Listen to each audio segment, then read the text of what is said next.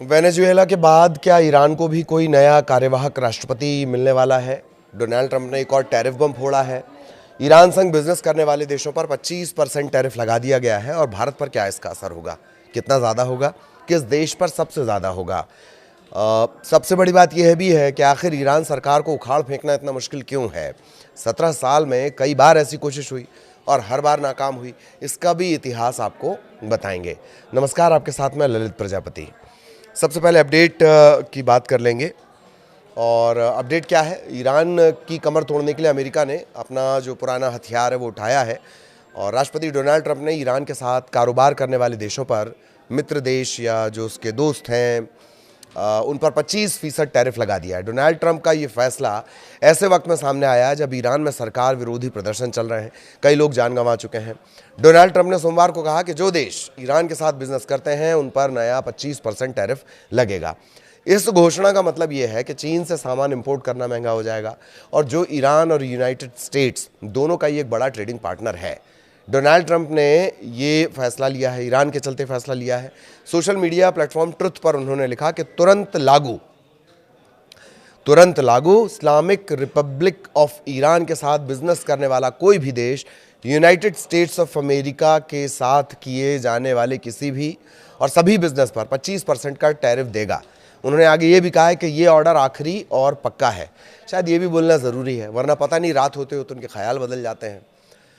तो आपको बता दें कि इससे पहले डोनाल्ड ट्रंप डायरेक्ट हमले की धमकी भी दे चुके हैं। उन्होंने ये भी कहा कि ईरान पर हमले का विकल्प पूरी तरह से खुला है। एक आध बार वो हमला कर भी चुके हैं अपने B-2 बॉम्बर से ईरान इजराइल तनाव के दौरान। खैर, डोनाल्ड ट्रंप के मुताबिक ईरान के ट्रेड पार्टनर्स पर अमेरिका 25% टैरिफ इसलिए लगा रहा है क्योंकि वो तेहरान पर उसके हिंसक प्रोटेस्ट पर कार्रवाई के लिए दबाव बनाना चाहते हैं। ईरान में जो प्रदर्शन चल रहे हैं, सैकड़ों लोग मारे गए हैं। अमेरिकी प्रेसिडेंट ने बार बार तेहरान को मिलिट्री एक्शन की धमकी दी है। बीते दिनों डोनाल्ड ट्रंप ने यह भी कहा था कि अगर उनके एडमिनिस्ट्रेशन को पता चलता है कि इस्लामिक रिपब्लिक सरकार प्रोटेस्ट करने वालों के खिलाफ जानलेवा ताकत का इस्तेमाल कर रही है तो अमेरिका हमला करेगा। अमेरिका हमले की कोई ना कोई वजह ज़रूर खोज लेता है, कहीं भी हो। तो यहाँ भी उसने हमले की वजह खोज ली है। खबरों के मुताबिक व्हाइट हाउस और ट्रंप एडमिनिस्ट्रेशन ने यह साफ नहीं किया है कि 25% टैरिफ कैसे लागू किया जाएगा। डोनाल्ड ट्रंप ने यह भी नहीं बताया है कि ईरान के साथ बिजनेस करना किसे माना जाएगा। डोनाल्ड ट्रंप ने ऐलान तो कर दिया है, मगर ये सवाल ज़रूर उठ रहे हैं कि आखिर ये एक्स्ट्रा टैरिफ कैसे काम कर सकते हैं, किन देशों को टारगेट किया जाएगा और क्या सिर्फ सामान ही नहीं बल्कि सर्विसेज पर भी ज़्यादा ड्यूटी लगेगी। बहरहाल, ट्रंप का ये ऐलान इस वक्त में आया है जब उन्होंने ईरान में सरकार विरोधी प्रदर्शनकारियों को कथित तौर पर बचाने के लिए अमेरिकन मिलिट्री के दखल की बात कही। ईरान में फिलहाल फ़ोन और इंटरनेट कनेक्शन बंद हैं, इससे ईरान के लोग बाहरी दुनिया से वैसे भी अलग थलग हैं। नए टैरिफ का मतलब ये है कि चीन से आने वाले सामान पर कम से कम 45% टैरिफ रेट लग सकता है। कारण ये है कि पहले से 20% है, मतलब पहले का 20% और अब का 25% ये हो जाएगा 45%। चीनी कस्टम्स का जो कस्टम डिपार्टमेंट का जो डाटा है, जो रिकॉर्ड्स हैं, आंकड़े हैं, उसके मुताबिक 2025 के पहले 11 महीनों में चीन ने ईरान को $6.2 बिलियन का सामान एक्सपोर्ट किया और $2.85 बिलियन का सामान इंपोर्ट किया। ये तेल की खरीद का हिसाब लगाने से पहले की बात है। चीन इस तरह की बातें पब्लिक में जारी नहीं करता है। सवाल यह भी कि भारत पर क्या बड़ा असर पड़ेगा। पिछले साल अमेरिका और चीन के बीच ट्रेड वॉर हुई। ग्लोबल मार्केट को इसने पूरी तरह हिलाकर रख दिया था जब ट्रंप ने चीनी सामान पर टैरिफ को बढ़ाकर एकदम से 145% कर दिया था, 145%। मौजूदा टैरिफ रेट जो है वो लंबी बातचीत के बाद तय हुआ था। चीन के अलावा भारत, संयुक्त अरब अमीरात, तुर्की, इन्हें ईरान का बड़ा ट्रेडिंग पार्टनर माना जाता है। डोनाल्ड ट्रंप ने इस गर्मी में भारत से आने वाले सामान पर ड्यूटी दोगुनी की और 50% करीब टैरिफ लगा दिया था ताकि रूस से तेल खरीदने वाले देश को सजा दी जा सके। उन्होंने रूसी तेल खरीदने वाले जो दूसरे देश हैं उन पर भी ऐसा टैरिफ लगाने की धमकी दी थी। इसमें चीन भी शामिल है और चीन तो सबसे बड़ा कस्टमर है। इससे पहले ही भारत 50% टैरिफ का जो भार झेल रहा है। शुरुआत में अमेरिका ने भारत पर 25% टैरिफ लगाया, फिर रूस से तेल खरीद रोकने का दबाव बनाने के लिए 25% अतिरिक्त लगा दिया। अब अगर भारत और ईरान के बीच व्यापार जारी रहता है तो ये टैरिफ 75% हो जाएगा। ऐसी स्थिति में सिर्फ भारत के सामने मुश्किल नहीं आएगी, कई और देश हैं जिनके साथ ईरान का कारोबार चलता है, व्यापार चलता है, वो सब मुश्किल में पड़ जाएंगे। पहले भारत को जान लीजिए। ट्रेडिंग इकोनॉमिक्स की एक रिपोर्ट के हवाले से ये जानकारी है कि भारत से ईरान को होने वाले मुख्य निर्यात में 512.92 मिलियन डॉलर के जैविक रसायन शामिल हैं। इसके बाद फल हैं, मेवे हैं, खट्टे फल के छिलके हैं, खरबूजे हैं। इनका मूल्य है 311 मिलियन डॉलर से कुछ ज़्यादा। खनिज, ईंधन, तेल और डिस्टिलेशन प्रोडक्ट, जो डिस्टिलेशन प्रोडक्ट है उसका क्या इस्तेमाल होता है? पेट्रोलियम उत्पाद, शराब और इत्र, परफ्यूम इसके ज़रिए बनते हैं। इसका आयात 86.48 मिलियन डॉलर का है। अमेरिकी प्रतिबंधों के कारण भारत से ईरान जो है वो अपना व्यापार पहले ही काफ़ी कम कर चुका है। 2018-19 में दोनों देशों के बीच कुल व्यापार 17.03 अरब डॉलर का था। अगले वित्तीय वर्ष 2019-20 में ये हो गया घटकर 4.77 अरब डॉलर। 72% की ये गिरावट थी, कमी थी। 2025 आते आते आंकड़ा 1.68 अरब डॉलर तक पहुंच गया। यही कारण है कि 2019 में ईरान के विदेश मंत्री ने भारत को मजबूत रीढ़ रखने और अमेरिकी दबाव के सामने नहीं झुकने के लिए कहा था 2019 में। आज भी वो बयान ऐसा लगता है बिल्कुल परफेक्ट बैठ रहा है। भारत ईरान से ट्रेड बंद करता है तो 1.68 अरब डॉलर के व्यापार को झटका नहीं लगेगा, बल्कि रूस, मध्य एशिया और यूरोप से होने वाले व्यापार पर इसका सीधा असर पड़ेगा। क्यों असर पड़ेगा वो समझिए। हर चीज़ लेन देन नहीं होती, कभी कभी रास्ता भी इंपॉर्टेंट होता है। दरअसल भारत इन देशों तक ईरान के रूट से ही पहुंचता है।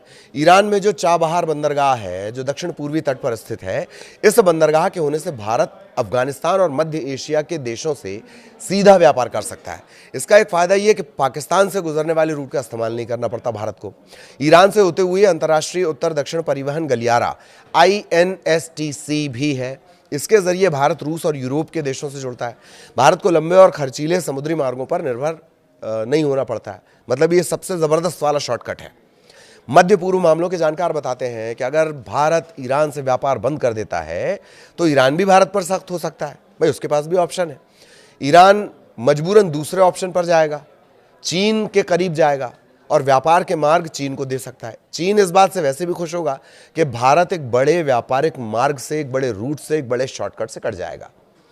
पूर्व राजनयिक हैं अनिल त्रिगुणायत, उन्होंने मनी कंट्रोल से बातचीत में कहा है कि ईरान की स्थिरता बहुत ज़रूरी है। भारत में शिया आबादी भी बहुत बड़ी है। चाबहार बंदरगाह और INSTC दोनों भारत के लिए बड़े इंपॉर्टेंट हैं। अगर ईरान में लंबे समय तक अस्थिरता बनी रहती है तो इसका भारत के हितों पर बुरा असर पड़ेगा। भारत ये सुनिश्चित करना चाहता है कि व्यापार और क्षेत्रीय संपर्क प्रॉपरली चलते रहें। ईरान में किसी भी प्रकार की अगर बाधा आती है, जैसे बुनियादी ढांचे, बंदरगाह, वो इससे प्रभावित होते हैं, तो भारत की जो क्षेत्रीय रसद और आर्थिक भागीदारी है उस पर डायरेक्ट असर पड़ेगा। समाचार एजेंसी है IANS, उसकी एक रिपोर्ट के मुताबिक भारत और ईरान ने 2015 में चाबहार स्थित शाहिद बेहेश्ती बंदरगाह के विकास में संयुक्त सहयोग के लिए एक MOU भी साइन किया था। भारत और ईरान का मकसद चाबहार पोर्ट को एक बड़ा क्षेत्रीय और अंतर्राष्ट्रीय केंद्र बनाना है। ये पोर्ट मानवीय मदद जैसे भोजन, दवाइयाँ, कमर्शियल गुड्स आसानी से वो एक जगह से दूसरी जगह इसके ज़रिए ले जाया जा सकता है, उसमें एक ज़रूरी भूमिका निभाएगा। पहले अमेरिका इसको लेकर सख्त था, लेकिन हाल ही में भारत को चाबहार बंदरगाह पर परिचालन जारी रखने के लिए 6 महीने की छूट भी दे दी गई। 29 अक्टूबर को ये छूट दे दी गई थी कि चलिए आप चाबहार जो पोर्ट है उसका इस्तेमाल कर लीजिए। इस छूट को भारत के लिए कूटनीतिक जीत के तौर पर भी देखा गया, लेकिन अब डोनाल्ड ट्रंप के 25% टैरिफ के ऐलान से भारत को बड़ा झटका लग सकता है। वैसे ईरान से व्यापार बंद होने का जो नुकसान है वो चीन, UAE और तुर्की को भी होगा। वर्ल्ड बैंक 2022 के आंकड़े बताते हैं कि ईरान से जो सबसे ज़्यादा कारोबार है वो चीन, UAE, तुर्की और फिर भारत करता है। 2022 में ईरान का जो कुल व्यापार है वो करीब 140 अरब डॉलर का था। इसमें ईरान का जो निर्यात है वो 80.9 अरब डॉलर और आयात 58.7 अरब डॉलर का था। चीन ईरान का सबसे बड़ा व्यापारिक साझेदार है। चीन के साथ 2022 में ईरान का 22.4 अरब डॉलर का व्यापार हुआ। चीन ट्रंप के दबाव में आता है तो सबसे ज़्यादा नुकसान उसको उठाना पड़ेगा। उसके बाद UAE है, तुर्की है और फिर भारत का नंबर आता है। ये तो वर्तमान हालात हो गए, उसका क्या असर होगा उसकी भी बात हो गई। लेकिन आखिर क्या बात है कि ईरानी सरकार को बार बार कोशिश के बाद भी उखाड़ कर नहीं फेंका जा सका है। थोड़ा सा इतिहास देखते हैं। पिछले 17 साल में कई बार ऐसी कोशिश हुई। 17 साल में ईरान में अस्थिरता के बाद सत्ता पलट के बाद सरकार को पलटने की कोशिश हुई, हर बार वो नाकाम हुई है। तो जब तक सुरक्षा तंत्र में दरार नहीं पड़ती और विपक्ष एकजुट होकर भरोसेमंद विकल्प नहीं देता है, तब तक तो जो आयतुल्लाह अली खामेनेई हैं, उनका जो किला है, लौह किला जिसे बोलते हैं, वो अपनी जगह पर खड़ा रहेगा। ईरान एक बार फिर से उबल रहा है। तेहरान की सड़कों से लेकर कुर्दिस्तान के पहाड़ों तक तानाशाही मुर्दाबाद के नारे गूंज रहे हैं। लेकिन ये पहली बार थोड़ी है, तो 17 साल में कई बार ऐसा हुआ। इस तरह के दौराहे पर वो खड़ा हुआ है। हर बार जनता सड़क पर उतरती है, दुनिया को लगता है शायद इस बार इस्लामी गणराज्य की नींव हिल जाएगी। लेकिन जैसे ही धूल छटती है तो जो आयतुल्लाह अली खामनेई है, उनका शासन और ज़्यादा क्रूरता के साथ वहीं पर नज़र आता है, अपनी जगह पर कायम नज़र आता है। ईरान के इस्लामी शासन का टिके रहना दरअसल कोई चमत्कार नहीं है। ये बहुत सोची समझी और एक क्रूर रणनीति का नतीजा है, उसे बहुत ध्यान से समझिए। एक एजेंसी की रिपोर्ट के मुताबिक दुनिया के किसी भी अन्य देश की तुलना में ईरान के पास अपने ही नागरिकों के खिलाफ इस्तेमाल करने के लिए सबसे गहरा, सबसे व्यापक यानी बड़ा और सबसे प्रभावी यानी इफेक्टिव सुरक्षा तंत्र है। ईरानी सत्ता की सबसे बड़ी ताकत उसकी सेना नहीं है, बल्कि Islamic revolutionary guard corps IRGC और उनका जो अर्धसैनिक बल है बासिज जिसे कहा जाता है, वो है।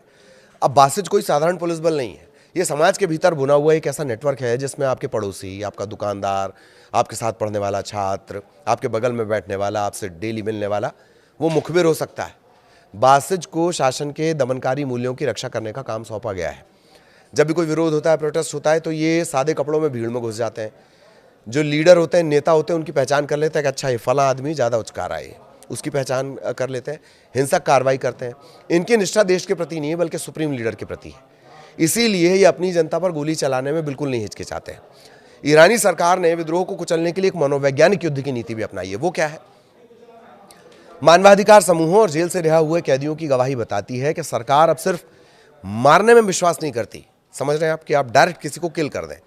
मारने से ज्यादा वो तोड़ने में भरोसा करती। तोड़ना कैसे, वो समझिए। अक्सर सुरक्षा बल प्रदर्शनकारियों को गिरफ्तार करते हैं, जेल में अमानवीय यातना दी जाती है। हमेशा के लिए जेल में रखने के बजाय उन्हें तब रिहा किया जाता है जब वो बुरी तरह पिट चुके होते हैं, उनका शरीर और मन टूट चुका होता है। इसके पीछे भयानक तर्क क्या है कि जब एक मोहल्ले का लड़का जेल से वापस आएगा, उसकी हालत देखकर उसके दोस्त, परिवार वाले और जो पूरा वो इकोसिस्टम है वो सहम जाएगा, तो दूसरों के लिए डरावना सबक बन जाता है। इसे देखकर लोग ऐसी हरकत नहीं करते हैं, डरते हैं। ईरान में इंटरनेट का शटडाउन होना आम बात है, लेकिन वहां का सर्विलांस उससे कहीं आगे है। ऑनलाइन कंटेंट की निगरानी करने वाले हजारों साइबर जासूस तैनात हैं। वे सोशल मीडिया पर असंतोष की छोटी से छोटी चिंगारी को भी आग बनने से पहले बुझाने का काम कर देते हैं। अब ये स्थितियां बदलेंगी कैसे जब तक सुरक्षा बल पाला नहीं बदलते हैं। किसी भी क्रांति की सफलता सबसे बड़ी कुंजी होती है कि जब बंदूक थामने वाले हाथ सरकार के साथ हैं, सरकार तब तक सुरक्षित है। ईरानी सरकार के गंभीर रूप से गिरने के खतरे के लिए यह अनिवार्य है कि सुरक्षा बलों की एक बड़ी संख्या, विशेषकर नियमित सेना और पुलिस, ना कि IRGC, पाला बदलकर प्रदर्शनकारियों में प्रोटेस्ट शामिल हो जाए, या कम से कम वो निहत्थे लोगों पर गोली चलाने से इनकार तो कर दें कि हम आम आदमी को नहीं मारेंगे। ऐसा अब तक नहीं हुआ है। IRGC और बासिज को इतना आर्थिक लाभ दिया जाता है कि वो आखिर तक वफादार बने रहेंगे। इनका वहां के इंफ्रास्ट्रक्चर में, वहां के अलग अलग सेक्टर में बहुत गहरा दखल है। एक और ऑप्शन है लीडरशिप का विकल्प। अब तक के आंदोलन की सबसे बड़ी कमजोरी ये कि कोई चेहरा ही नहीं है। सरकार को गिराने के लिए एक लीडर की जरूरत होती है, नेतृत्व की जरूरत होती है, जो भीड़ को दिशा दे सके, सुरक्षा बलों, अंतर्राष्ट्रीय समुदायों के साथ बातचीत कर सके। बिना किसी स्पष्ट विकल्प के बहुत से लोग जो मौजूदा खराब व्यवस्था है उसे अराजकता से बेहतर मानते हैं। अराजकता क्या, वो आगे बताएंगे। आर्थिक आपातकाल जैसे हालात। ईरान की क्रांति 1979 में तब सफल हुई थी जब तेल, सफल नहीं हुई थी मतलब बहुत ज़्यादा प्रोटेस्ट हुआ था, तब तेल कर्मचारियों और बाजारियों यानी कारोबारियों ने हड़ताल कर दी थी। सरकार को घुटनों पर लाने के लिए देश की अर्थव्यवस्था को पूरी तरह ठप करना होगा। जब तक तेल बिक रहा है, पैसा रिवोल्यूशनरी गार्ड तक पहुंच रहा है, तो जाहिर से वो दमन जारी रखेंगे, बंदूक चलाते रहेंगे। 17 साल में कई बार कोशिश हुई। कब कब हुई वो जान लीजिए। 2009 ग्रीन मूवमेंट इसे नाम दिया गया। राष्ट्रपति चुनाव जो विवादित था, उसमें लोगों ने पूछा कि मेरा वोट कहां है। इसको लेकर लाखों लोग सड़क पर उतरे। 1979 जिसका भी हमने जिक्र किया है, कारोबारी जब उतर गए थे, 1979 के बाद ये सबसे बड़ा प्रदर्शन था।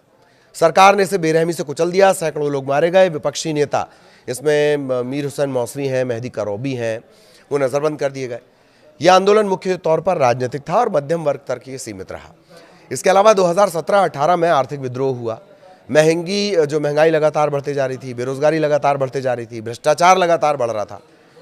उसे लेकर तेहरान के अलावा छोटे छोटे शहर, गरीब तबके, यहां पर यह आंदोलन शुरू हुआ, नारे लगने शुरू हुए। सुरक्षा बलों ने हजारों को गिरफ्तार कर लिया, लेकिन कोई चेहरा नहीं था, कोई केंद्रीय नेतृत्व नहीं था, कोई लीडरशिप नहीं थी। कोई वहां से खड़ा होकर चिल्ला रहा है, कोई वहां से खड़े होकर चिल्ला रहा है, कोई सामने से खड़ा होकर चिल्ला रहा है। ऐसे में किसी भी आंदोलन को दबाना बहुत आसान था, यह भी दब गया। 2019 खूनी नवंबर इसे नाम दिया गया, क्योंकि पेट्रोल की कीमतों में अचानक 200% की बढ़ोतरी हो गई। 200% की बढ़ोतरी हुई। तब बहुत ज्यादा हिंसक प्रदर्शन हुआ, लोगों ने पेट्रोल पंप और बैंक जला दिए, सरकार ने इंटरनेट बंद किया, सेना को उतार दिया।